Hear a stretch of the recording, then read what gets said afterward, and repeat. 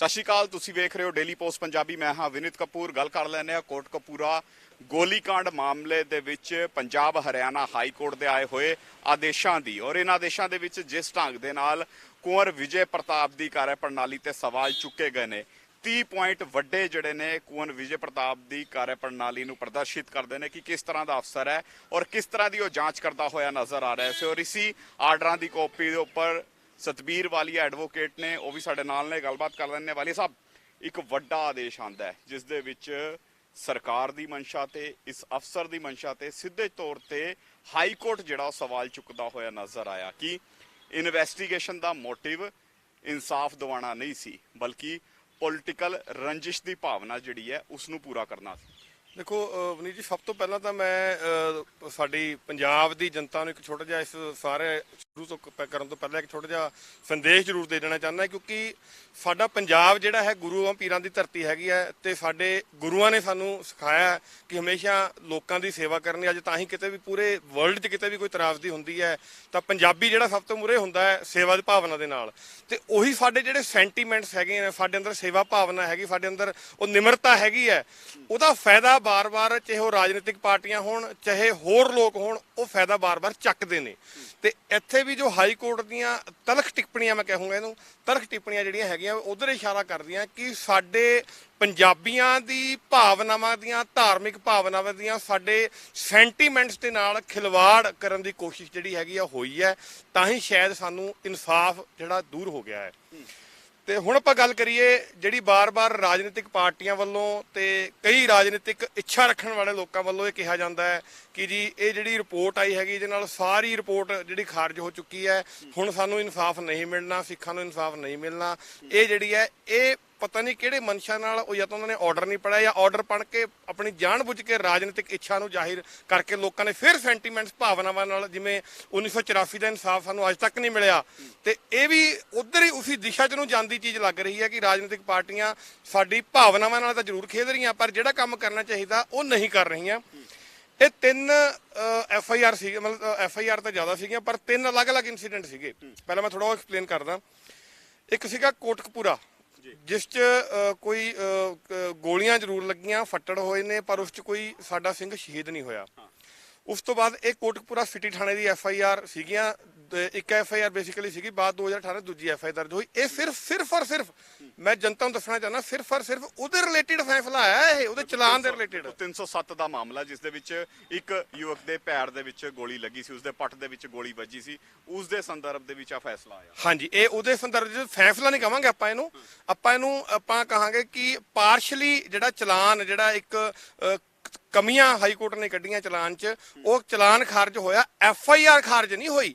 ਪਰਚੇ ਦੋਨੇ ਸਟੈਂਡ ਕਰਦੇ ਨੇ, ਜਦਕਿ ਦੂਜੇ ਵਕੀਲਾਂ ਨੇ, ਪਟੀਸ਼ਨਰ ਨੇ ਕਿਹਾ ਸੀਗਾ ਕਿ 2018 ਦੀ ਜਿਹੜੀ FIR 129 ਨੰਬਰ FIR ਹੈਗੀ ਆ, ਉਹ ਡੁਅਲ FIR ਹੈਗੀ ਹੈ, ਉਹ ਗਲਤ ਕੀਤੀ ਗਈ ਹੈ। ਫਿਰ ਵੀ ਆਨਰੇਬਲ ਹਾਈ ਕੋਰਟ ਨੇ FIR ਕੁਐਸ਼ ਨਹੀਂ ਕੀਤੀ, ਉਹ ਸਟੈਂਡ ਸਟਿਲ ਹੈ, ਉਸ ਤੇ ਇਨਵੈਸਟੀਗੇਸ਼ਨ ਦੀ ਗੱਲ ਕਰੀ। ਉਸ ਤੋਂ ਬਾਅਦ 2 FIR ਜਿਹੜੀਆਂ ਹੋਰ FIR ਦਰਜ ਹੋਈਆਂ, ਉਹ ਜਿਹੜੀ ਪੁਲਿਸ ਸਟੇਸ਼ਨ ਬਾਜਾਖਾਨਾ 'ਚ, ਇੱਕ ਜਿੱਥੇ ਸਾਡੇ 2 ਸਿੰਘ ਸ਼ਹੀਦ ਹੋਏ, ਉਸ 130 ਨੰਬਰ FIR ਵੀ ਹੈਗੀ ਹੈ, ਤੇ ਆਪਣਾ 129 ਨੰਬਰ FIR 2015 ਦੀ ਹੈ, ਇਹ 18 ਦੀ ਹੈ, ਉਹ 2015 2 FIR ਬਾਜਾਖਾਨਾ ਪੁਲਿਸ ਸਟੇਸ਼ਨ ਹੋਈਆਂ।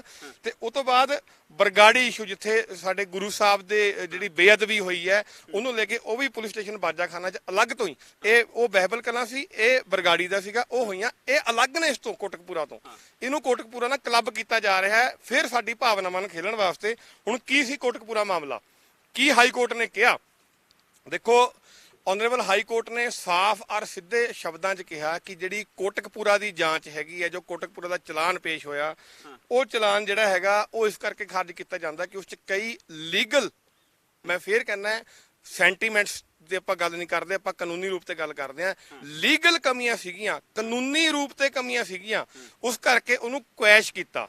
ਸਭ ਤੋਂ ਪਹਿਲਾਂ ਗੱਲ ਲੀਗਲ ਕਮੀਆਂ, ਯਾਨੀ ਜਿਹੜਾ ਵਿਅਕਤੀ, ਜਿਹੜਾ IPS ਅਧਿਕਾਰੀ ਹੈ, ਕਹਿੰਦਾ ਸੀ ਕਿ ਪੂਰਾ ਕਾਨੂੰਨ ਦਾ ਗਿਆਤਾ, ਕਾਨੂੰਨ ਦੇ ਇੱਕ ਪੁਆਇੰਟ ਨੂੰ ਜਾਣਨਾ, ਪਤਾ ਹੈ ਮੈਨੂੰ ਕਿਸ ਢੰਗ ਨਾਲ ਕਾਨੂੰਨੀ ਕਾਰਵਾਈ ਹੁੰਦੀ ਹੈ, ਉਸ ਤੋਂ ਗਲਤੀਆਂ ਹੋਈਆਂ ਨੇ। ਦੇਖੋ, ਇਹ ਤਾਂ ਸਾਫ਼ ਆਨਰੇਬਲ ਹਾਈ ਕੋਰਟ ਹੀ ਕਹਿ ਰਹੇ ਨੇ, ਉਹਨਾਂ ਦੀ ਜੋ ਸਤਵੀਰ ਜੀ, ਗਲਤੀਆਂ ਹੋਈਆਂ ਜਾਂ ਗਲਤੀਆਂ ਜਾਣਬੁੱਝ ਕੇ ਕੀਤੀਆਂ ਗਈਆਂ ਜਾਂ ਕਰਵਾਈਆਂ ਗਈਆਂ? ਦੇਖੋ ਵਨੀਤ ਜੀ, ਮੈਂ ਹੁਣ ਉਹੀ ਸਰਕਾਰ ਵੀ ਖੈਰ ਐਡਮਿਟ ਕਰਦੀ ਇਸ ਚੀਜ਼ ਨੂੰ, ਸਰਕਾਰ ਵੀ ਇਸ ਚੀਜ਼ ਨੂੰ ਮੰਨਦੀ ਹੈ। ਤੇ ਜਿਹੜਾ ਸਰਕਾਰੀ ਵਕੀਲਾਂ ਵੱਲੋਂ ਬਿਆਨ ਉੱਥੇ ਆਰਗੂਮੈਂਟ ਕੀਤੀ ਗਈ ਹੈ, ਤੇ ਮੈਂ ਤੁਹਾਨੂੰ ਹੋਰ ਵੀ ਥੋੜਾ ਇੱਕ ਹੋਰ ਭੁਲੇਖਾ ਦੂਰ ਕਰ ਦਵਾਂ ਲੋਕਾਂ ਦਾ, ਜਿਹੜੇ ਬਾਰ-ਬਾਰ ਕਿਹਾ ਜਾ ਰਿਹਾ ਜੀ ਕੋਈ ਪ੍ਰੋਪਰ ਪੈਰਵਾਈ ਨਹੀਂ ਹੋਈ, ਪ੍ਰੋਪਰ ਕੋਈ ਉਹ ਨਹੀਂ ਕੀਤੀ ਹੈਗੀ। ਮੈਂ ਤੁਹਾਨੂੰ ਦੱਸ ਦੇਣਾ ਚਾਹੁੰਦਾ ਹਾਂ ਕਿ ਪਟੀਸ਼ਨਰ ਵੱਲੋਂ 4 ਵਕੀਲ ਪੇਸ਼ ਹੋਏ ਨੇ, ਪਰ ਸਰਕਾਰ ਵੱਲੋਂ 6 ਵਕੀਲ ਪੇਸ਼ ਹੋਏ ਨੇ। ਇੱਕ ਸੀਨੀਅਰ ਐਡਵੋਕੇਟ ਦਿੱਲੀ ਦਾ, ਇੱਕ ਡਿਪਟੀ ਐਡਵੋਕੇਟ ਜਨਰਲ, ਇੱਕ ਅਸਿਸਟੈਂਟ ਐਡਵੋਕੇਟ ਜਨਰਲ, ਤੇ ਹੋਰ ਮਿਲਾ ਕੇ 6 ਵਕੀਲ ਸਰਕਾਰ ਵੱਲੋਂ। ਤੇ ਇੱਕ ਜਿਹੜਾ ਐਲੀਗੇਸ਼ਨ ਲੱਗਦਾ ਹੈ ਕਿ ਸਾਨੂੰ ਫ੍ਰੀ ਛੱਡ ਦਿੱਤਾ ਗਿਆ, ਸਾਡੀ ਸੁਣੀ ਨਹੀਂ ਗਈ। Mister RS Bains senior advocate high court ਦੇ, ਜੋ ਅਜੀਤ ਸਿੰਘ ਸਾਡਾ ਸਿੰਘ ਜਿਹਦੇ ਪੱਟ ਤੇ ਗੋਲੀ ਲੱਗੀ ਸੀਗੀ, ਜੋ ਕੰਪਲੇਨੈਂਟ ਹੈ ਦੂਜੀ FIR 129 ਨੰਬਰ 2018 ਚ, ਉਹਦੇ ਵੱਲੋਂ ਮਿਸਟਰ RS ਬੈਂਸ ਔਰ ਮਿਸਟਰ MS ਚੌਹਾਨ 2 ਵਕੀਲ, ਮਤਲਬ 8 ਵਕੀਲ ਇਸ ਕੇਸ ਦੀ ਪੈਰਵਾਈ ਕਰਨ ਵਾਸਤੇ, ਇਸ ਕੇਸ ਨੂੰ ਸਹੀ ਅੰਜਾਮ ਤੇ ਪਹੁੰਚਾਉਣ ਵਾਸਤੇ ਪੇਸ਼ ਹੋਏ ਆ। ਜਿਹੜਾ ਬਾਰ-ਬਾਰ ਕਿਹਾ ਜਾਂਦਾ, ਬਾਰ-ਬਾਰ ਆਨਰੇਬਲ ਹਾਈ ਕੋਰਟ ਦੀ ਜਜਮੈਂਟ ਤੇ ਵੀ ਸਵਾਲ ਚੱਕੇ ਜਾਂਦੇ ਆ। ਮੈਂ ਉਹਨਾਂ ਨੂੰ ਵੀ ਕਹਿਣਾ ਚਾਹੁੰਦਾ ਕਿ ਜਜਮੈਂਟ ਧਿਆਨ ਨਾਲ ਪੜ੍ਹ ਲੈਣ। ਹੁਣ ਮੈਂ ਦੱਸਦਾ ਕਿ ਜਜਮੈਂਟ 'ਚ ਚਲਾਨ ਦੀ ਕੁਐਸ਼ਿੰਗ ਕਰਨ ਦੇ ਟਾਈਮ ਆਨਰੇਬਲ ਹਾਈ ਕੋਰਟ ਨੇ ਕੀ ਕਿਹਾ।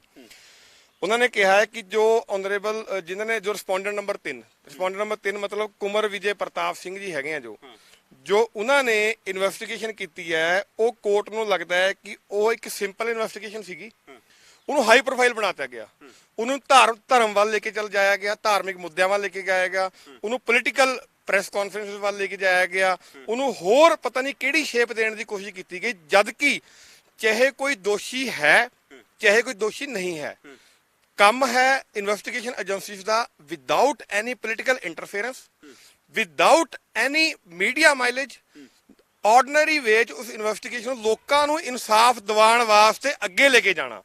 ਪਰ ਲੇਕਿਨ ਸਤਬੀਰ ਜੀ, ਇਸ ਮਾਮਲੇ ਦੇ ਵਿੱਚ ਕਿੱਥੇ ਵੀ ਨਜ਼ਰ ਨਹੀਂ ਆ ਰਿਹਾ ਕਿ ਲੋਕਾਂ ਨੂੰ ਇਨਸਾਫ ਦਿਵਾਉਣ ਦੀ ਕੋਸ਼ਿਸ਼ ਕੀਤੀ ਗਈ ਹੈ। 307 ਦਾ ਮਾਮਲਾ, ਚੌਂਕੀ ਇੰਚਾਰਜ ਹੋ ਗਏ, SHO ਹੋ ਗਏ, ਇਸ ਲੈਵਲ ਦੇ ਅਧਿਕਾਰੀ ਜਾਂਚ ਕਰਦੇ ਨੇ ਔਰ ਨੋਰਮਲੀ ਜਾਂਚ ਹੁੰਦੀ ਹੈ ਔਰ ਛੇਤੀ ਤੋਂ ਛੇਤੀ ਸਜ਼ਾ ਵੀ ਹੋਣ ਦੀ ਕੋਸ਼ਿਸ਼ ਹੁੰਦੀ ਹੈ ਦੋਸ਼ੀਆਂ ਨੂੰ। ਲੇਕਿਨ ਇਸ ਮਾਮਲੇ ਦੇ ਵਿੱਚ ਕਦੇ ਸਾਬਕਾ ਮੁੱਖ ਮੰਤਰੀ ਨੂੰ ਤਲਬ ਕੀਤਾ ਜਾਂਦਾ ਹੈ, ਕਦੇ ਉਪ ਮੁੱਖ ਮੰਤਰੀ ਨੂੰ ਤਲਬ ਕੀਤਾ ਜਾਂਦਾ ਹੈ, ਕਦੇ ਅਕਸ਼ੇ ਕੁਮਾਰ ਨੂੰ ਬੰਬੇ ਤੋਂ ਬੁਲਾਇਆ ਜਾਂਦਾ ਹੈ। ਕਿਆ ਇਹਨਾਂ ਦਾ ਤਾਲੁਕ ਸੀ ਇਸ ਮਾਮਲੇ ਦੇ ਨਾਲ? ਇਹਨਾਂ ਨੂੰ ਬੁਲਾਉਣ ਦੀ ਲੋੜ ਸੀ? ਦੇਖੋ, ਆਨਰੇਬਲ ਹਾਈ ਕੋਰਟ ਦੀ ਜੋ ਜਜਮੈਂਟ 'ਚ ਹੈਗਾ ਹੈ, ਉਹਨਾਂ ਨੇ ਸਾਫ਼ ਇਹ ਕਿਹਾ ਹੈ ਕਿ ਇਨਵੈਸਟੀਗੇਸ਼ਨ ਨੂੰ ਡਾਇਵਰਟ ਕੀਤਾ ਗਿਆ ਇੱਕ ਤਰ੍ਹਾਂ ਤੇ। ਇਨਵੈਸਟੀਗੇਸ਼ਨ ਜਿਹੜੀ ਕੋਟਕਪੂਰਾ ਗੋਲੀकांड ਦੀ ਸੀਗੀ, ਜਿੱਥੇ ਜਿਹੜੀ ਅਜੀਤ ਸਿੰਘ ਜੀ ਜੋ ਹੈ, ਜਸਟਿਸ ਰਣਜੀਤ ਸਿੰਘ ਦੀ ਰਿਪੋਰਟ ਸੀਗੀ, ਉਹਦੇ ਵਿੱਚ ਉਹਨਾਂ ਨੇ ਗਵਾਹੀ ਦਿੱਤੀ। ਉਹੀ ਅਜੀਤ ਸਿੰਘ ਜੀ ਜਿਹੜੇ ਹੈਗੇ ਆ, ਜਿਹੜੀ ਪਹਿਲਾਂ 192 ਨੰਬਰ FIR 2015 ਹੈਗੀ ਹੈ, ਉਸ 'ਚ ਵੀ ਉਹਨਾਂ ਦੇ ਪੱਟ ਤੇ ਗੋਲੀ ਲੱਗੀ, ਉਹਨਾਂ ਦੇ MLR ਕੱਟੀ, ਉਹਨਾਂ ਦੇ ਐਜ਼ ਅ ਵਿਟਨੈਸ ਉਹਨਾਂ ਨੂੰ ਬੁਲਾਇਆ ਗਿਆ। ਪਰ ਮੈਂ ਉੱਥੇ ਵੀ ਕਹੂੰਗਾ ਕਿ ਪੁਲਿਸ ਦੀ ਨਲਾਇਕੀ ਸੀਗੀ, ਪੁਲਿਸ ਨੇ ਉਹਨਾਂ ਦੇ ਕੰਪਲੇਂਟ ਦੇ ਆਧਾਰ ਤੇ ਪਰਚਾ ਦਰਜ ਕਿਉਂ ਨਹੀਂ ਕੀਤਾ, ਉਹਨਾਂ ਨੂੰ ਕਿਉਂ ਨਹੀਂ ਇਨਵੋਲਵ ਕੀਤਾ, ਕਿਉਂ ਦੋਸ਼ੀਆਂ ਤੇ ਕਾਰਵਾਈ ਨਹੀਂ ਕੀਤੀ। ਇੱਕ ਮੈਂ ਹੋਰ ਤੱਥ ਦੱਸ ਦੇਣਾ ਚਾਹੁੰਦਾ ਕਿ ਜਿਹੜੀ 192 ਨੰਬਰ FIR ਹੈ, ਆਨਰੇਬਲ ਹਾਈ ਕੋਰਟ ਦੀ ਜਜਮੈਂਟ ਸਾਫ਼ ਲਿਖਿਆ ਕਿ ਉਸ 'ਚ 14 ਮੁਜਰਿਮ ਬਣਾਏ ਗਏ ਸੀਗੇ ਤੇ ਬਾਕੀ ਅਨਨੋਨਸ ਨੂੰ ਪਾਇਆ ਗਿਆ ਸੀਗਾ। 14 ਜੋ ਜਿਹੜੇ ਮੇਨ ਅਕਿਊਜ਼ ਜਿਹੜੇ ਹੈਗੇ ਆ, ਆਪਣਾ ਪੰਥਪ੍ਰੀਤ ਸਿੰਘ ਜੀ, ਉਹਨਾਂ ਨੂੰ ਪਲੱਸ ਹੋਰ 6 ਜਣਿਆਂ ਨੂੰ ਖਾਨਾ ਨੰਬਰ 2 'ਚ ਰੱਖ ਦਿੱਤਾ ਗਿਆ, ਕਿਉਂਕਿ ਉਹਨਾਂ ਦੇ ਖਿਲਾਫ ਦੋਸ਼ ਸਾਬਿਤ ਨਹੀਂ ਹੋਏ। ਉਹਨਾਂ ਤੇ ਵੀ 307 ਲੱਗੀ ਸੀਗੀ। ਜਿਹੜੇ ਸਾਡੇ ਸਿੰਘ ਉੱਥੇ ਧਰਨਾ ਪ੍ਰਦਰਸ਼ਨ ਕਰ ਰਹੇ ਸੀ, ਉਹਨਾਂ 'ਚੋਂ ਸੀਗੇ ਇਹ। ਉਹਨਾਂ ਨੂੰ ਇੱਕ ਤਰ੍ਹਾਂ ਦਾ ਕੋਰਟ ਨੇ ਖਾਨਾ ਨੰਬਰ 2 FIR ਤੱਕ ਬਣਿਆ ਹੁੰਦਾ ਵੀ ਜਦ ਸਪੋਜ਼ ਕਰੋ ਮੇਰੇ ਤੇ ਪਰਚਾ ਦਰਜ ਹੋ ਗਿਆ ਪਰ ਮੇਰੇ ਤੇ ਦੋਸ਼ ਸਿੱਧ ਨਹੀਂ ਹੁੰਦੇ, ਤਾਂ ਪੁਲਿਸ ਮੈਨੂੰ ਖਾਨਾ ਨੰਬਰ 2 ਰੱਖ ਦਿੰਦੀ ਹੈ। 2 ਮਤਲਬ ਮੇਰੇ ਤੇ ਕੁਝ ਵੀ ਸਿੱਧ ਨਹੀਂ ਹੋਇਆ ਤੇ ਮੈਨੂੰ ਇਨਵੈਸਟੀਗੇਸ਼ਨ ਤੋਂ ਬਾਹਰ ਕੱਢ ਦਿੱਤਾ ਗਿਆ। ਤੇ ਉਸ ਤੋਂ ਬਾਅਦ 2018 ਜਿਹੜੀ ਹੁੰਦੀ ਆ, ਉਸ 'ਚ ਕਨਸਰਨਡ ਸੇਮ SHO ਨੂੰ, ਉਸ SHO ਵੱਲੋਂ ਪਟੀਸ਼ਨ ਪਾਈ ਗਈ ਸੀਗੀ, ਉਸ SHO ਨੂੰ ਹੀ ਅਕਿਊਜ਼ ਬਣਾ ਲਿੱਤਾ ਜਾਂਦਾ ਹੈ। ਤੇ ਜਿਹੜੀ ਹੁਣ ਤੁਸੀਂ ਗੱਲ ਕਰੀ ਕਿ ਵੀ ਬਾਰ-ਬਾਰ ਕਿਤੇ ਅਕਸ਼ੇ ਕੁਮਾਰ ਕਿਤੇ ਹੋਰ ਆ ਜਾਂਦਾ, ਤਾਂ ਆਨਰੇਬਲ ਹਾਈ ਕੋਰਟ ਨੇ ਉਸ 'ਚ ਕਲੀਅਰਲੀ ਕਿਹਾ ਹੈ ਕਿ ਉਹ ਤਾਂ ਇਸ ਇਨਵੈਸਟੀਗੇਸ਼ਨ ਦਾ ਪਾਰਟ ਹੀ ਨਹੀਂ ਸੀਗੇ। ਦੇਖੋ, ਜਿਹੜਾ ਅਕਸ਼ੇ ਕੁਮਾਰ ਦਾ ਰੋਲ ਜਿਹੜਾ ਸੀਗਾ, ਜਿੱਥੇ ਤੱਕ ਮੈਨੂੰ ਪਤਾ ਹੈ ਸਾਰਾ, ਜੋ ਪੰਜਾਬ 'ਚ ਉਸਨੇ ਰੌਲਾ ਪਿਆ ਸੀ ਜਦੋਂ ਮਾਫੀਨਾਮਾ ਹੋਇਆ ਸੀਗਾ ਡੇਰਾ ਸਾਹਿਬ ਦਾ, ਉਹ ਮਾਫੀਨਾਮੇ ਨੂੰ ਲੈ ਕੇ ਆਵਾਜ਼ ਉੱਠੀ ਸੀਗੀ ਕਿ ਸੁਖਬੀਰ ਬਾਦਲ ਜੀ ਦੀ ਜਿਹੜੀ ਮੀਟਿੰਗ ਹੈ ਉਹ ਅਕਸ਼ੇ ਕੁਮਾਰ ਦੇ ਘਰ ਡੇਰਾ ਸਾਹਿਬ ਨਾਲ ਹੋਈ ਹੈ, ਤੇ ਉਸ ਦਾ ਕੋਟਕਪੂਰਾ ਗੋਲੀकांड ਨਾਲ ਕੋਈ ਰਿਲੇਸ਼ਨ ਨਹੀਂ ਸੀਗਾ। ਬਟ ਜਿਵੇਂ ਆਨਰੇਬਲ ਹਾਈ ਕੋਰਟ ਨੇ ਟਿੱਪਣੀ ਕੀਤੀ ਹੈ ਤੇ ਉਹਨੂੰ ਇਸ 'ਚ ਇਨਵੋਲਵ ਕੀਤਾ ਗਿਆ, ਲੈ ਕੇ ਆਂਦਾ ਗਿਆ। 2012 ਪਰਚਾ 2015 ਚ ਦਰਜ ਹੁੰਦਾ ਹੈ, ਪਹਿਲਾ ਪਰਚਾ, ਦੂਜਾ ਪਰਚਾ 2018 ਚ ਹੁੰਦਾ ਹੈ, ਪਰ ਉਹ ਬੈਕ 2012 ਚ ਲੈ ਕੇ ਜਾਂਦਾ ਗਿਆ ਤੇ ਉਹਦਾ ਕੋਈ ਤੁਕ ਨਹੀਂ ਬਣਦਾ ਸੀਗਾ। ਉਹਦਾ ਕਲੀਅਰ ਕੱਟ ਇਹੀ ਪੋਲੀਟੀਕਲ ਮੋਟੀਵੇਟਿਡ ਇਨਵੈਸਟੀਗੇਸ਼ਨ ਜੋ ਲੱਗ ਰਿਹਾ, ਜੋ ਆਨਰੇਬਲ ਹਾਈ ਕੋਰਟ ਦੀ ਜਜਮੈਂਟ 'ਚ ਤੱਥ ਆ ਰਹੇ ਨੇ, ਤੇ political motivated honourable high court ਨੇ ਇਸ ਨੂੰ ਜਜਮੈਂਟ ਨੂੰ ਮੰਨਿਆ ਇੱਕ ਤਰ੍ਹਾਂ ਤੇ ਜਿਹੜੇ ਪਟੀਸ਼ਨਰ ਦੇ ਵਕੀਲ ਹੈ ਉਹਨਾਂ ਨੇ ਵੀ ਇਹ ਗੱਲ ਕਹੀ ਹੈ ਤੇ ਵੀ ਇਹ ਪੋਲੀਟੀਕਲ ਮੋਟੀਵੇਟਿਡ ਹੈਗੀ ਆ, ਪੋਲੀਟੀਕਲ ਗੇਨਸ ਵਾਸਤੇ ਜਿਹੜੀ ਹੈਗੀ ਹੈ ਕੀਤੀ ਗਈ ਹੈ। ਮੈਂ ਫੇਰ ਕਹਿਣਾ ਹੈ ਕਿ ਸਾਡੇ ਪੰਜਾਬ ਦੇ ਲੋਕਾਂ ਦੇ ਸੈਂਟੀਮੈਂਟਸ ਨਾਲ ਫੇਰ ਖਿਲਵਾੜ ਹੋਇਆ ਤੇ 4.5 ਸਾਲ ਸਾਨੂੰ ਫੇਰ ਇਨਵੈਸਟੀਗੇਸ਼ਨ ਤੋਂ ਪਿੱਛੇ ਲੈ ਕੇ ਜਾਇਆ ਗਿਆ। ਪੁਆਇੰਟਸ ਵੀ ਤੁਸੀਂ ਕੁਝ ਬਣਾਏ ਹੋਏ ਨੇ ਇਸ ਪੂਰੀ ਜਜਮੈਂਟ ਦੇ, ਕੁਝ ਪੁਆਇੰਟਸ ਵੀ ਤੁਹਾਡੇ ਕੋਲ ਨੇ।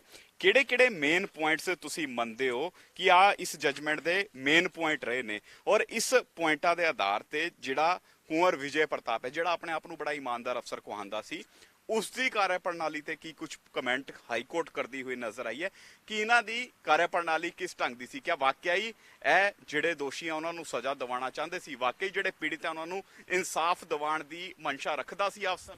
ਦੇਖੋ, ਜਿਹੜੇ ਪਟੀਸ਼ਨਰ ਦੇ ਵਕੀਲ ਹੈ ਉਹਨਾਂ ਨੇ ਬਾਰ-ਬਾਰ ਇੱਕ ਚੀਜ਼ ਕਹਿਣ ਦੀ ਕੋਸ਼ਿਸ਼ ਕੀਤੀ ਹੈ ਕਿ ਸਾਰੀ ਇਨਵੈਸਟੀਗੇਸ਼ਨ ਪੋਲੀਟੀਕਲ ਮੋਟੀਵੇਟਿਡ ਸੀਗੀ, ਰਿਲੀਜੀਅਸ ਸੈਂਟੀਮੈਂਟਸ ਨੂੰ ਇਨਕੈਸ਼ ਕਰਕੇ ਇੱਕ ਪਾਰਟਿਕੂਲਰ ਪਾਰਟੀ ਨੂੰ ਟਾਰਗੇਟ ਕਰਨ ਦੀ ਗੱਲ ਸੀਗੀ। ਠੀਕ ਹੈ, ਨੰਬਰ 1। ਨੰਬਰ 2 ਜਿਹੜਾ ਹੈਗਾ ਉਸ 'ਚ ਇਹ ਕਿਹਾ ਜਾਂਦਾ ਕਿ ਜਦੋਂ ਚਲਾਨ ਤੇ ਸਿਗਨੇਚਰ ਹੋਏ ਸਿਰਫ ਇੱਕ ਬੰਦੇ ਨੇ ਸਾਈਨ ਕੀਤੇ, ਜਦ ਕਿ ਸਿੱਟ 'ਚ 5 ਬੰਦੇ ਸੀਗੇ ਤੇ ਹੈੱਡ ਸਿੱਟ ਦੇ ਜਿਹੜੇ ਸੀਗੇ ਹੈੱਡ ਵੀ ਨਹੀਂ ਸੀਗੇ ਸਿੱਟ ਦੇ। ਤੇ ਜਦੋਂ ਚਲਾਨ ਵੀ ਸਾਈਨ ਹੋਇਆ ਤੇ ਤੁਹਾਨੂੰ ਯਾਦ ਹੋਏਗਾ ਕਿ ਜਿਵੇਂ ਪੁਆਇੰਟ ਚੱਕਿਆ ਗਿਆ ਇਸ ਜਜਮੈਂਟ 'ਚ ਵੀ 18 ਤੇ 19 ਤਰੀਕ ਨੂੰ ਜਦੋਂ ਕੋਡ ਆਫ ਕੰਡਕਟ ਲੱਗਿਆ ਹੋਇਆ ਸੀਗਾ ਤੇ ਉਸ ਟਾਈਮ ਤੇ 2 ਪ੍ਰੈਸ ਕਾਨਫਰੰਸ ਜਿਹੜੀਆਂ ਹੈ ਕੁੰਵਰ ਵਿਜੇ ਪ੍ਰਤਾਪ ਜੀ ਵੱਲੋਂ ਕੀਤੀਆਂ ਗਈਆਂ ਤੇ ਆਨਰੇਬਲ ਹਾਈ ਕੋਰਟ ਨੇ ਉਹ ਵੀ ਜੋ ਪਟੀਸ਼ਨਰ ਦੇ ਪੁਆਇੰਟ ਇਹ ਚੱਕਿਆ ਕਿ ਇਤਰਾਜ਼ ਜ਼ਾਹਿਰ ਕੀਤਾ ਕਿ ਉਹਨਾਂ ਨੂੰ ਐਜ਼ ਏ ਇਨਵੈਸਟੀਗੇਸ਼ਨ ਆਫੀਸਰ ਹੋਣ ਦੇ ਬਾਵਜੂਦ ਇਹ ਪ੍ਰੈਸ ਕਾਨਫਰੰਸ ਨਹੀਂ ਕਰਨੀ ਚਾਹੀਦੀ ਸੀਗਾ, ਜਦ ਕਿ ਇਲੈਕਸ਼ਨ ਚੱਲ ਰਹੇ ਹੈ। ਇਟ ਮੀਨਸ ਇਹ ਹੈ ਕਿ ਕਿਤੇ ਨਾ ਕਿਤੇ ਪੋਲੀਟੀਕਲੀ ਮੋਟੀਵੇਟਿਡ ਜਿਹੜੇ ਉਹ ਸੀਗੇ ਜੋ ਪਟੀਸ਼ਨਰ ਨੇ ਇਲਜ਼ਾਮ ਲਗਾਇਆ ਇਸ 'ਚ। ਤੇ ਉਸ ਤੋਂ ਬਾਅਦ ਜਦੋਂ ਚਲਾਨ ਸਾਈਨ ਹੋਇਆ, ਚਲਾਨ 23 ਤਰੀਕ ਨੂੰ ਸਾਈਨ ਹੋਇਆ, ਜਦ ਕਿ 26 ਤਰੀਕ ਤੱਕ ਕੋਡ ਆਫ ਕੰਡਕਟ ਲਾਗੂ ਸੀਗਾ। ਤੇ ਇਟ ਮੀਨਸ ਜਦੋਂ ਚਲਾਨ ਸਾਈਨ ਹੋਇਆ ਉਹ ਸਿੱਟ ਦੇ ਮੈਂਬਰ ਹੀ ਨਹੀਂ ਸੀਗੇ। ਜਦੋਂ ਸਿੱਟ ਦੇ ਮੈਂਬਰ ਹੀ ਨਹੀਂ ਸੀਗੇ, ਚਲਾਨ ਸਾਈਨ ਕਰਕੇ ਪ੍ਰੋਡਿਊਸ ਕਿਵੇਂ ਕਰ ਸਕਦੇ ਆ? ਇਟ ਸੈਲਫ ਹੀ ਕਾਨੂੰਨੀ ਰੂਪ ਤੇ ਇਹ ਚਲਾਨ ਹੀ ਇਲੀਗਲ ਸਾਬਿਤ ਹੋ ਗਿਆ। ਸੋ ਮੈਂ ਉਹੀ ਕਹਿਣਾ ਹੈ ਕਿ ਜਿਹੜੇ ਬਾਰ-ਬਾਰ ਆਨਰੇਬਲ ਹਾਈ ਕੋਰਟ ਦੀ ਜਜਮੈਂਟ ਤੇ ਆਨਰੇਬਲ ਹਾਈ ਕੋਰਟ ਦੇ ਜੱਜਿਸ ਤੇ ਕੁਐਸਚਨ ਮਾਰਕ ਲਾਉਂਦੇ ਆ, ਮੈਂ ਉਹਨਾਂ ਨੂੰ ਕਹਿਣਾ ਚਾਹੁੰਦਾ ਕਿ ਵੱਡੇ ਤੇ ਵੱਡੇ ਦੇਸ਼ ਦੇ ਵਕੀਲ ਨੂੰ ਇਹ ਜਜਮੈਂਟ ਪੜ੍ਹਾ ਲਓ ਤੇ ਜਾਂ ਉਹ ਚਲਾਨ ਦੀ ਕਾਪੀ ਦਿਖਾ ਲਓ। ਮੈਂ ਇਹ ਨਹੀਂ ਕਹਿੰਦਾ ਕਿ ਚਲਾਨ 'ਚ ਕੋਈ ਕਮੀ ਹੋਏਗੀ, ਮੈਂ ਇਹ ਨਹੀਂ ਕਹਿੰਦਾ ਚਲਾਨ ਜਿਹੜਾ ਹੈ ਬਿਲਕੁਲ ਗਲਤ ਹੋਏਗਾ। ਇਨਵੈਸਟੀਗੇਸ਼ਨ ਬਹੁਤ ਵਧੀਆ ਵੀ ਹੋਏਗੀ, ਜਾਂਚ ਬੜੀ ਵਧੀਆ ਹੋਏਗੀ, ਪੋਜ਼ਿਟਿਵ ਵੇਚ ਵੀ ਗਈ ਹੋਏਗੀ, ਕੁੰਵਰ ਵਿਜੇ ਪ੍ਰਤਾਪ ਜੀ ਨੇ ਮਿਹਨਤ ਵੀ ਇਸ ਤੇ ਬਹੁਤ ਕੀਤੀ ਹੈ, ਪਰ ਲੀਗਲ ਐਂਡ ਟੈਕਨੀਕਲਿਟੀਜ਼ ਦੇ ਕਾਰਨ ਉਹ ਆਨਰੇਬਲ ਹਾਈ ਕੋਰਟ 'ਚ ਫੇਲ ਰਹੇ ਹੈ। ਈਵਨ ਕਿ ਜਿਹੜੀ ਉਹ ਲੀਗਲ ਟੈਕਨੀਕਲਿਟੀਜ਼ ਦੀ ਗੱਲ ਮੈਂ ਕਰ ਰਿਹਾ ਜੋ ਆਨਰੇਬਲ ਹਾਈ ਕੋਰਟ ਨੇ ਕੀਤੀ ਹੈ, ਸਟੇਟ ਕਾਉਂਸਲ ਜਿਹੜੇ ਸਟੇਟ ਵੱਲੋਂ ਸੀਨੀਅਰ ਐਡਵੋਕੇਟ ਪ੍ਰਾਈਵੇਟ ਵਕੀਲ ਲਿਆ ਕੇ ਉਹਨਾਂ ਨੇ ਪੰਜਾਬ ਸਰਕਾਰ ਵੱਲੋਂ ਪੇਸ਼ ਹੋਏ ਨੇ ਤੇ ਉਹਨਾਂ ਨੇ ਇਟਸੈਲਫ ਐਡਮਿਟ ਕੀਤਾ ਹੈ, ਇੱਕ ਪੈਰੇ 'ਚ ਉਹਨਾਂ ਨੇ ਕਿਹਾ ਹੈ the counsel for the state had submitted that even if there is any irregularities, ਵੀ ਜੇ ਕੋਈ ਵੀ ਕਮੀ ਇਸ ਰਿਪੋਰਟ 'ਚ ਹੈਗੀ ਹੈ, ਚਲਾਨ 'ਚ ਹੈਗੀ ਹੈ, ਤਾਂ ਪਲੀਜ਼ ਕੋਰਟ ਇਹਨੂੰ ਕੁਐਸ਼ ਨਾ ਕਰੇ। ਫਿਰ ਦੁਬਾਰਾ ਉਹਨਾਂ ਨੇ 2 ਪੈਰਿਆਂ ਬਾਅਦ ਫਿਰ ਦੁਬਾਰਾ ਉਹਨਾਂ ਨੇ ਕਿਹਾ ਹੈ investigation cannot be quashed only because of some irregularities or deficiency in the conduct of the same। ਵੀ ਜੇ ਇਸ 'ਚ ਕੋਈ ਕਮੀ ਪੇਸ਼ੀ ਰਹਿ ਗਈ ਹੈ, ਜੇ ਕੋਈ ਕੰਡਕਟ 'ਚ ਕਮੀ ਰਹਿ ਗਈ ਹੈ ਤਾਂ ਇਹਨੂੰ ਰਿਪੋਰਟ ਨੂੰ ਖਾਰਜ ਨਾ ਕੀਤਾ ਜਾਵੇ। ਇਹਦਾ ਮਤਲਬ ਸਰਕਾਰ ਵੀ ਇਹ ਮੰਨ ਚੁੱਕੀ ਹੈ ਕਿ ਰਿਪੋਰਟ ਜਿਹੜੀ ਹੈਗੀ ਹੈ ਇਸ 'ਚ ਕਮੀਆਂ ਸੀਗੀਆਂ। ਸਿੱਧੇ ਤੌਰ ਤੇ ਕਹੀਏ ਸਰਕਾਰ ਨੂੰ ਪਤਾ ਸੀ ਪੋਲੀਟੀਕਲ ਮੋਟੀਵੇਟਿਡ ਇਨਵੈਸਟੀਗੇਸ਼ਨ ਹੋ ਰਹੀ ਹੈ, ਰਾਜਨੀਤਿਕ ਦਵੇਸ਼ ਦੀ ਭਾਵਨਾ ਨਾਲ ਇੱਕ ਪਾਰਟੀ ਨੂੰ ਬਦਨਾਮ ਕਰਨ ਦੀ ਕੋਸ਼ਿਸ਼ ਕਰਦੇ ਹੋਏ ਆ ਇਨਵੈਸਟੀਗੇਸ਼ਨ ਕਰਾਈ ਗਈ ਔਰ ਉਸ ਤੋਂ ਬਾਅਦ ਇਹ ਚਲਾਨ ਪੇਸ਼ ਕੀਤਾ ਗਿਆ। ਇਸੇ ਕਰਕੇ ਕੋਰਟ ਦੇ ਵਿੱਚ ਇਸ ਤਰ੍ਹਾਂ ਦੀ ਗੱਲ ਜਿਹੜੇ ਕੌਂਸਲ ਹੈ ਸਰਕਾਰ ਦੇ ਉਹ ਕਰਦੇ ਹੋਏ ਨਜ਼ਰ ਆਏ। ਔਰ ਓਵਰਆਲ ਜਿਸ ਤਰ੍ਹਾਂ ਦੀ ਤੁਸੀਂ ਗੱਲ ਕਰ ਰਹੇ ਹੋ, ਇਸ ਗੱਲ ਤੋਂ ਬਾਅਦ ਕਿਆ ਕੱਲਾ ਰੈਜ਼ਿਗਨੇਸ਼ਨ ਹੀ ਬਣਦਾ ਇਸ ਅਫਸਰ ਦਾ, ਇਸ ਦੇ ਖਿਲਾਫ ਕਾਰਵਾਈ ਨਹੀਂ ਬਣਦੀ ਸੀ, ਜਾਂ ਫਿਰ ਕੈਪਟਨ ਸਰਕਾਰ ਦੀ ਜ਼ਿੰਮੇਵਾਰੀ ਬਣਦੀ ਹੈ ਕਿ ਇਸ ਮਾਮਲੇ ਦੇ ਵਿੱਚ ਆ ਕੇ ਸਪਸ਼ਟੀਕਰਨ ਦੇਣ ਕਿ ਆਖਿਰ ਮਨਸ਼ਾ ਕੀ ਸੀ? ਕਿਉਂਕਿ ਆ ਜਜਮੈਂਟ ਜਿਹੜੀ ਹੈ ਆ ਸਾਫ਼ ਦਰਸਾ ਰਹੀ ਹੈ ਕਿ ਇਨਸਾਫ ਦਿਵਾਉਣ ਦੀ ਮਨਸ਼ਾ ਤੇ ਨਹੀਂ ਸੀ, ਹਾਂ ਪੋਲੀਟੀਕਲ ਰੰਜਿਸ਼ ਪੂਰੀ ਕਰਨ ਦੀ ਮਨਸ਼ਾ ਜ਼ਰੂਰ ਸੀ। ਦੇਖੋ, ਜੋ ਤੁਸੀਂ ਗੱਲ ਕੀਤੀ ਹੈ, ਮੈਂ ਫਿਰ ਉਹੀ ਗੱਲ ਆ ਗਈ, ਮੈਂ ਪੋਲੀਟੀਕਲੀ ਇਸ ਨੂੰ ਨਹੀਂ ਲੈ ਕੇ ਜਾਊਂਗਾ ਕਿ ਮੈਂ ਕੰਪਲੀਟਲੀ ਇਹਨੂੰ ਲੀਗਲੀ ਗੱਲ ਕਰੂੰਗਾ ਇਸ ਤੇ। ਆਨਰੇਬਲ ਹਾਈ ਕੋਰਟ ਨੇ ਸਰਕਾਰ ਨੂੰ ਐਕਸ਼ਨ ਉਸ ਟਾਈਮ ਵੀ ਲੈਣਾ ਚਾਹੀਦਾ ਸੀ, ਪਰ ਸਰਕਾਰ ਨੇ ਐਕਸ਼ਨ ਨਹੀਂ ਲਿੱਤਾ। ਆਨਰੇਬਲ ਹਾਈ ਕੋਰਟ ਨੇ ਪਟੀਸ਼ਨਰਸ ਨੇ ਇੱਕ ਜਜਮੈਂਟ ਮੈਂਸ਼ਨ ਕੀਤੀ ਹੈ, ਇੱਕ ਕੇਸ ਮੈਂਸ਼ਨ ਕੀਤਾ CWP 200199 ਆਫ 2010, ਜਿਹਦੀ ਜਜਮੈਂਟ 2013 ਚ ਆਈ ਹੈ। ਇਹਦਾ ਟਾਈਟਲ ਹੈਗਾ, ਇਹ ਵੀ ਮੇਰੇ ਕੋਲ ਕਾਪੀ ਹੈਗੀ ਹੈ, ਇਹ ਹੈਗਾ Madhu Khanna versus Union of India. ਤੇ ਇਸ ਚ ਆਨਰੇਬਲ ਹਾਈ ਕੋਰਟ ਨੇ ਦੀ ਵੀ ਡਬਲ ਬੈਂਚ ਸਿਸਟਮ, ਇਹ ਤਾਂ ਸਿੰਗਲ ਬੈਂਚ ਸੀ। ਡਬਲ ਬੈਂਚ ਨੇ ਰਿਸਪੋਂਡੈਂਟ ਨੰਬਰ 4 ਵਿੱਚ ਕੁਮਰ ਵਿਜੇ ਪ੍ਰਤਾਪ ਜੀ ਸੀਗੇ ਤੇ ਉਹਨਾਂ ਨੇ ਕੋਈ ਸਿਵਲ ਇਸ਼ੂ ਸੀਗਾ, ਕੋਈ ਸਿਵਲ ਮੈਟਰ ਸੀਗਾ, ਸਿਵਲ ਮੈਟਰ ਨੂੰ ਕ੍ਰਿਮੀਨਲ ਰੰਗਤ ਦੇਣ ਦੀ ਕੋਸ਼ਿਸ਼ ਕੀਤੀ ਸੀਗੀ। ਉਸ ਤੋਂ ਬਾਅਦ ਉਹਨਾਂ ਨੇ ਜਾ ਕੇ ਆਨਰੇਬਲ ਹਾਈ ਕੋਰਟ ਚੈਲੰਜ ਕੀਤਾ। ਚੈਲੰਜ ਕਰਨ ਤੋਂ ਬਾਅਦ ਆਨਰੇਬਲ ਹਾਈ ਕੋਰਟ ਨੇ ਪਾਇਆ ਵੀ ਇਸ 'ਚ ਡੈਫੀਸ਼ੀਐਂਸੀ ਹੈਗੀ ਹੈ, ਇਸ 'ਚ ਕਮੀ ਹੈਗੀ ਹੈ, ਇਸ 'ਚ ਵਾਕਈ ਸਿਵਲ ਮੈਟਰ ਨੂੰ ਕ੍ਰਿਮੀਨਲ ਮੈਟਰ ਦਾ ਰੂਪ ਦੇਣ ਦੀ ਕੋਸ਼ਿਸ਼ ਕੀਤੀ ਜਾ ਰਹੀ ਹੈ, ਤਾਂ ਆਨਰੇਬਲ ਹਾਈ ਕੋਰਟ ਨੇ ਇੰਟਰਵੈਨ ਕੀਤਾ ਤੇ ਆਨਰੇਬਲ ਹਾਈ ਕੋਰਟ ਨੇ ਸਟੇਟ ਕਾਉਂਸਲ ਨੂੰ ਕਿਹਾ ਕਿ ਇਸ 'ਚ ਕੰਸਰਨਡ ਆਫੀਸਰ ਨੂੰ ਬੁਲਾਇਆ ਜਾਵੇ, ਬੁਲਾ ਕੇ ਜਾਂ ਤਾਂ ਅਪੋਲੋਜੀ ਟੈਂਡਰ ਕਰੇ, ਨਹੀਂ ਅਸੀਂ ਕੋਈ ਸਟ੍ਰਿਕਚਰ ਪਾਸ ਕਰਾਂਗੇ। ਆਨਰੇਬਲ ਹਾਈ ਕੋਰਟ ਨੇ 5000 ਰੁਪਇਆ ਫਾਈਨ ਲਾਇਆ। ਉਸ ਤੋਂ ਬਾਅਦ ਆਨਰੇਬਲ ਹਾਈ ਕੋਰਟ ਨੇ ਕੁਮਰ ਵਿਜੇ ਪ੍ਰਤਾਪ ਜੀ ਨੇ ਰਿਟਨ ਐਫੀਡੇਵਿਟ ਦੇ ਕੇ ਆਨਰੇਬਲ ਹਾਈ ਕੋਰਟ 'ਚ ਅਪੋਲੋਜੀ ਟੈਂਡਰ ਕੀਤੀ। ਕੱਲੀ ਆਨਰੇਬਲ ਕੋਰਟ ਤੋਂ ਅਪੋਲੋਜੀ ਟੈਂਡਰ ਨਹੀਂ ਕੀਤੀ, ਉਹਨਾਂ ਨੇ ਮਧੂ ਖੰਨਾ ਤੇ ਉਹਨਾਂ ਦੇ ਬੇਟੇ ਤੋਂ ਵੀ ਅਪੋਲੋਜੀ ਟੈਂਡਰ ਕੀਤੀ। ਇਟਸ ਏ ਬਿਗ ਲੈਪਸ, ਇੱਕ ਵੱਡੀ ਡੈਫੀਸ਼ੀਐਂਸੀ ਸੀਗੀ। ਮੈਂ ਤਾਂ ਇਹ ਪੁੱਛਣਾ ਚਾਹੁੰਦਾ ਸਰਕਾਰ ਨੇ ਇਸ ਤੇ ਕੀ ਸੰਗਿਆਨ ਲਿੱਤਾ? ਤੋ ਜਿਵੇਂ ਤੁਸੀਂ ਇਹ ਗੱਲ ਕਰ ਰਹੇ ਹੋ, ਦੇਖੋ ਜਦੋਂ ਕੋਈ ਸਰਕਾਰੀ ਮੁਲਾਜ਼ਮ ਹੁੰਦਾ ਹੈ, ਸਰਕਾਰੀ ਮੁਲਾਜ਼ਮ ਕੋਈ ਇਰੈਗੂਲਰਿਟੀ ਕਰਦਾ ਹੈ, ਕੋਈ ਡੈਫੀਸ਼ੀਐਂਸੀ ਕਰਦਾ ਹੈ, ਤਾਂ ਸਰਕਾਰ ਨੂੰ ਉਹਨਾਂ ਤੋਂ ਪੁੱਛਣਾ ਪੈਂਦਾ ਹੈ, ਐਕਸਪਲੇਨੇਸ਼ਨ ਕਾਲ ਦੇਣੀ ਪੈਂਦੀ, ਸ਼ੋਅ ਨੋਟਿਸ ਦੇਣਾ ਪੈਂਦਾ ਹੈ ਕਿ ਬਈ ਇਹ ਤੁਸੀਂ ਕਿਉਂ ਕੀਤਾ। ਪਰ ਇੱਥੇ ਜਿਵੇਂ ਆਨਰੇਬਲ ਹਾਈ ਕੋਰਟ ਦੀ ਜਜਮੈਂਟ ਆਈ ਹੈ, ਇਸ ਜਜਮੈਂਟ 'ਚ ਕਲੀਅਰਲੀ ਇਹ ਸ਼ੋਅ ਜੋ ਆਨਰੇਬਲ ਹਾਈ ਕੋਰਟ ਵੱਲੋਂ ਦੱਸਿਆ ਗਿਆ, ਪਟੀਸ਼ਨ ਕਾਉਂਸਲ ਵੱਲੋਂ ਦੱਸਿਆ ਗਿਆ ਹੈ ਕਿ ਇਹ ਇਨਵੈਸਟੀਗੇਸ਼ਨ ਫੇਲ ਹੋਣ ਦਾ ਕਾਰਨ ਸਿਰਫ ਇਹ ਨਹੀਂ ਕਿ ਵਕੀਲਾਂ ਦੀ ਗਲਤੀ, ਅੱਜ ਸਾਰੇ ਕਹਿ ਰਹੇ ਵਕੀਲਾਂ ਦੀ ਗਲਤੀ ਹੈ। ਮੈਂ ਇਹ ਜ਼ਰੂਰ ਕਹਿਣਾ ਹੈ ਕਿ ਸਾਡੇ ਆਨਰੇਬਲ ਹਾਈ ਕੋਰਟ ਦੇ ਜੋ ਪੰਜਾਬ ਦੇ ਐਡਵੋਕੇਟ ਜਨਰਲ ਹੈ, ਉਹ ਇਸ ਕੇਸ 'ਚ ਅਪੀਅਰ ਨਹੀਂ ਹੋਏ, ਇੱਕ ਵੱਡੀ ਗਲਤੀ ਹੈ। ਉਹ ਸਰਕਾਰ ਦੇ ਵੱਲੋਂ ਕਿਉਂ ਨਹੀਂ ਅਪੀਅਰ ਹੋਏ?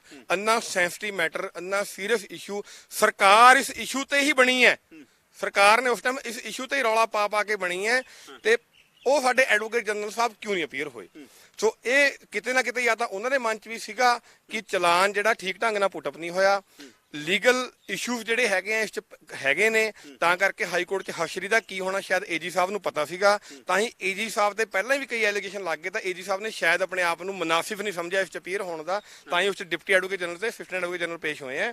ਸੋ ਉਹੀ ਗੱਲ ਹੈ ਕਿ ਸਰਕਾਰ ਜੋ ਕਹਿ ਰਹੀ ਹੈ ਹਲੇ ਵੀ ਇੱਕ ਰਸਤਾ ਬਾਕੀ ਹੈਗਾ। ਮੇਰੀ ਤੁਹਾਡੇ ਚੈਨਲ ਥਰੂ ਲੋਕਾਂ ਨੂੰ ਸਾਰਿਆਂ ਨੂੰ ਇਹ ਹੱਥ ਬੰਨ੍ਹ ਕੇ ਬੇਨਤੀ ਹੈ ਕਿ ਆਪਾਂ ਭਾਵਨਾਵਾਂ ਵਿੱਚ ਵਹਿ ਕੇ ਦੁਬਾਰਾ ਫੇਰ ਜਿਵੇਂ 84 'ਚ ਇਨਸਾਫ ਨਹੀਂ ਮਿਲਿਆ, ਉਹੋ ਜਿਹਾ ਹਾਲ ਆਪਣਾ ਨਾ ਬਣਾਈਏ, ਆਪਾਂ ਭਾਵਨਾਵਾਂ 'ਚ ਨਾ ਵਈਏ। ਆਪਾਂ ਰਾਜਨੀਤਿਕ ਪਾਰਟੀਆਂ ਜਿਹੜੀਆਂ ਅੱਜ ਪੱਬਾਂ ਭਾਰ ਹੋਈਆਂ ਫਿਰਦੀਆਂ ਹੈ ਕਿ ਉਹਨਾਂ ਨੂੰ ਇੱਕ ਮੁੱਦਾ ਮਿਲ ਗਿਆ, ਤੇ ਉਹ ਰਾਜਨੀਤਿਕ ਸਾਰੀ ਪਾਰਟੀਆਂ ਨੂੰ ਬੇਨਤੀ ਹੈ, ਵਾਕਈ ਆਪਣੇ ਆਪ ਨੂੰ ਚਾਹੁੰਦੇ ਹੈ ਵੀ ਹਾਂ ਸਹੀ ਇਨਸਾਫ ਹੋਵੇ, ਜੇ ਵਾਕਈ ਉਹਨਾਂ ਨੂੰ ਡਰ ਨਹੀਂ ਹੈਗਾ ਕਿ ਅਸੀਂ ਸਾਡੀ ਇਨਵੋਲਵਮੈਂਟ ਕੋਈ ਨਹੀਂ ਹੈਗੀ, ਤਾਂ ਉਹ ਇਕੱਠੇ ਹੋ ਕੇ ਸਰਕਾਰ ਕੋਲ ਜਾਣ। ਆਨਰੇਬਲ ਹਾਈ ਕੋਰਟ ਨੇ ਬਹੁਤ ਵਧੀਆ ਇਸ 'ਚ ਜੋ ਡਾਇਰੈਕਸ਼ਨਸ ਪਾਸ ਕੀਤੀਆਂ, ਮੈਂ ਕਹਿੰਦਾ ਐਸੀ ਡਾਇਰੈਕਸ਼ਨਸ ਮੈਂ ਆਪਣੀ ਲਾਈਫ 'ਚ ਵਕਾਲਤ 'ਚ ਫਸਟ ਟਾਈਮ ਦੇਖੀਆਂ ਕਿ ਆਨਰੇਬਲ ਹਾਈ ਕੋਰਟ ਨੇ ਕਲੀਅਰਲੀ ਕਿਹਾ ਹੈ ਕਿ ਇੱਕ ਸਿੱਟ ਬਣਾਓ, ਉਹ ਸਿੱਟ ਵਿਦਿਨ 6 ਮੰਥ ਚਲਾਨ ਪ੍ਰੋਡਿਊਸ ਕਰੇ, ਸਬੂਤ ਇਕੱਠੇ, ਆਲਮੋਸਟ ਚਲਾਨ ਤਾਂ ਤਿਆਰ ਹੋਇਆ, ਉਹਨੂੰ ਚੈੱਕ ਕਰੇ, ਜਿਹੜੀ ਕਮੀਆਂ ਜਜਮੈਂਟ 'ਚ ਹੈਗੀਆਂ, ਹੁਣ ਮੌਕਾ ਸਰਕਾਰ ਕੋਲ, ਜਿਹੜੀ ਇਸ ਜਜਮੈਂਟ 'ਚ ਕਮੀਆਂ ਸਰਕਾਰ ਦੀ ਦੱਸੀਆਂ ਗਈਆਂ ਹੈ, ਉਹ ਕਮੀਆਂ ਪੂਰੀਆਂ ਕਰਕੇ ਚਲਾਨ ਦੁਬਾਰਾ ਪੇਸ਼ ਕਰੇ ਤੇ ਦੋਸ਼ੀਆਂ ਨੂੰ ਸਜ਼ਾ ਦਿਵਾਏ।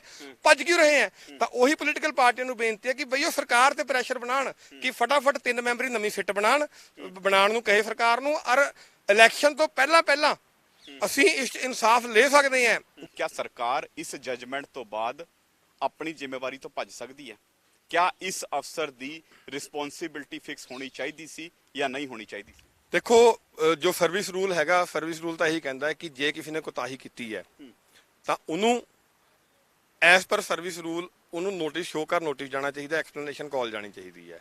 ਹਰ ਤੇ ਪ੍ਰੈਸ਼ਰ ਦੇ ਵਿੱਚ ਹੈ, ਲੇਕਿਨ ਰਿਸਪੌਂਸਿਬਿਲਟੀ ਦੀ ਗੱਲ ਆ ਰਹੀ ਹੈ ਕਿ ਆਖਿਰ ਰਿਸਪੌਂਸਿਬਿਲਟੀ ਕਿਸ ਦੀ ਫਿਕਸ ਹੋਊਗੀ ਇਸ ਪੂਰੇ ਮਾਮਲੇ ਦੇ ਵਿੱਚ? ਇਸ ਜਜਮੈਂਟ ਦੇ ਉੱਪਰ ਕੌਣ ਜਵਾਬ ਦੇਣ ਲਈ ਅੱਗੇ ਆਊਗਾ? ਰਿਸਪੌਂਸਿਬਿਲਟੀ ਕਿਸ ਦੀ ਬਣਦੀ ਹੈ ਜਿਹੜੀ ਆ ਜਜਮੈਂਟ ਆਈ ਹੈ? ਔਰ ਖਾਸ ਕਰਕੇ ਉਸ ਅਫਸਰ ਦੇ ਉੱਪਰ ਜਿਹੜੇ 30 ਪੁਆਇੰਟ ਮੈਂਸ਼ਨ ਕੀਤੇ ਗਏ ਆ, ਖਾਸ ਕਰਕੇ ਮੈਂ ਵੀ ਆ 89 ਪੇਜ ਦਾ ਆਰਡਰ ਪੜਿਆ, ਜਿਸ ਦੇ ਵਿੱਚ ਤਕਰੀਬਨ 30 ਪੁਆਇੰਟ ਜਿਹੜੇ ਕਹਿ ਰਹੇ ਨੇ ਕਿ ਕਿਸ ਢੰਗ ਦੇ ਨਾਲ ਇਨਵੈਸਟੀਗੇਸ਼ਨ ਨੂੰ ਮਿਸਲੀਡ ਕੀਤਾ ਗਿਆ, ਜਿਹੜੇ ਕਹਿ ਰਹੇ ਨੇ ਕਿ ਹੈਬਚੁਅਲ ਹੈ, ਕੰਟੀਨਿਊ ਆਪਣੇ ਅਹੁਦੇ ਦਾ ਮਿਸਯੂਜ਼ ਕਰਨ ਲਈ ਹੈਬਚੁਅਲ ਹੈ ਅਫਸਰ। ਇਸ ਤੋਂ ਇਲਾਵਾ ਫਰੀਦਕੋਟ ਦੇ ਜੱਜਿਸ ਦਾ ਵੀ ਹਵਾਲਾ ਦਿੱਤਾ ਗਿਆ ਕਿ ਪ੍ਰੈਸ਼ਰਾਈਜ਼ ਕਿਤੇ ਨਾ ਕਿਤੇ ਉਹਨਾਂ ਨੂੰ ਵੀ ਕਰਨ ਦੀ ਕੋਸ਼ਿਸ਼ ਕੀਤੀ ਜਾ ਰਹੀ ਸੀ, ਤੇ ਕਿਆ ਰਿਸਪੌਂਸਿਬਿਲਟੀ ਫਿਕਸ ਨਹੀਂ ਹੋਣੀ ਚਾਹੀਦੀ?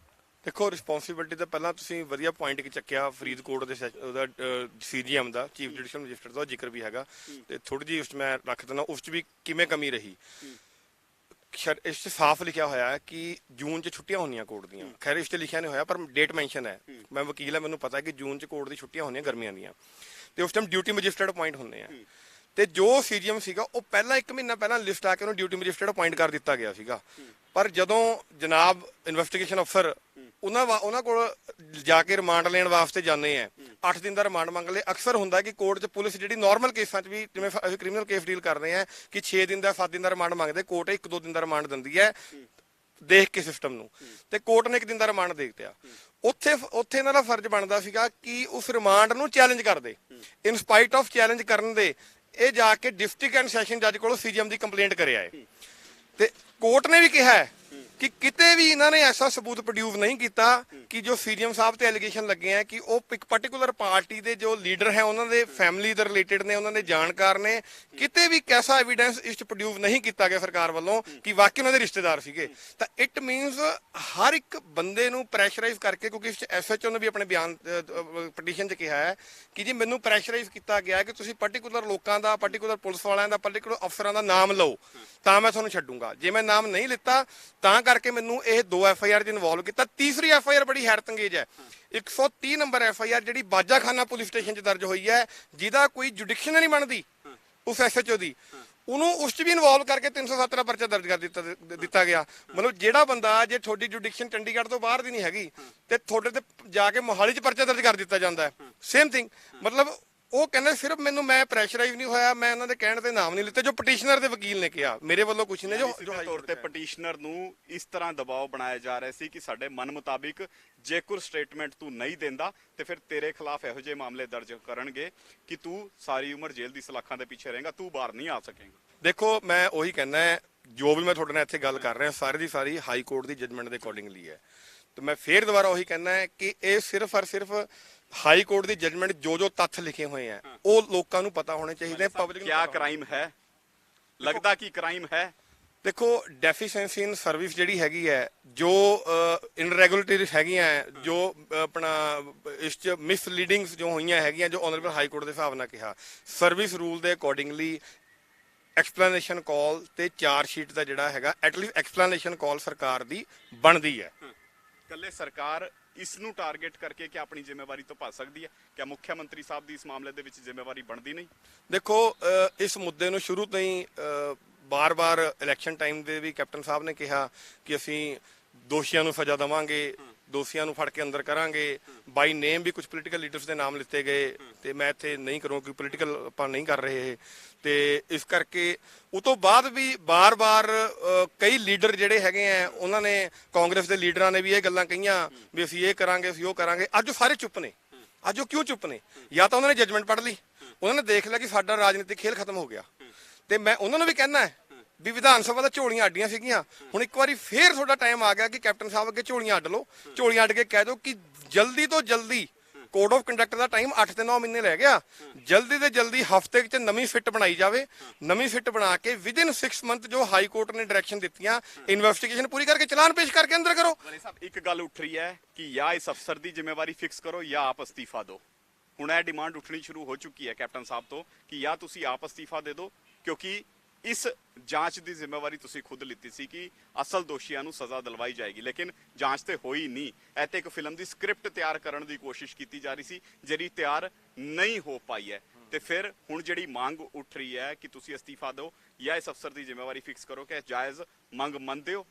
ਦੇਖੋ, ਜਿਵੇਂ ਸਾਡੀ ਭਾਵਨਾਵਾਂ ਆਹਤ ਹੋਈਆਂ ਨੇ, ਮੈਂ ਵੀ ਇੱਕ ਪੋਲੀਟੀਕਲ ਪਾਰਟੀ ਤੋਂ ਬਿਲੋਂਗ ਕਰਦਾ ਹਾਂ, ਇਹ ਕੋਈ ਦੋ ਰਾਏ ਨਹੀਂ ਉਸ 'ਚ, ਪਰ ਮੇਰੇ ਵਾਸਤੇ ਸਭ ਤੋਂ ਵੱਡੀ ਜ਼ਰੂਰੀ ਮੇਰੇ ਗੁਰੂ ਨਾਲ, ਜੋ ਗੁਰੂ ਨਾਲ ਹੋਇਆ, ਉਹ ਸਾਡੇ ਪੰਜਾਬੀ ਨੂੰ ਇਨਸਾਫ ਸਰਕਾਰਾਂ ਤੋਂ ਉਮੀਦ ਸੀ। ਪਿਛਲੀ ਸਰਕਾਰ ਤੋਂ ਉਮੀਦ ਸੀ ਕਿ ਉਹਨੇ ਨਹੀਂ ਦਿੱਤਾ, ਹੁਣ ਇਸ ਸਰਕਾਰ ਤੋਂ ਉਮੀਦ ਸੀਗੀ, ਇਹਨੇ ਵੀ ਨਹੀਂ ਦਿੱਤਾ। ਤਾਂ ਇਹ ਰਿਸਪੌਂਸਿਬਿਲਟੀ ਪੂਰੀ ਤੇ ਪੂਰੀ ਸੀਐਮ ਸਾਹਿਬ ਦੀ ਹੈ।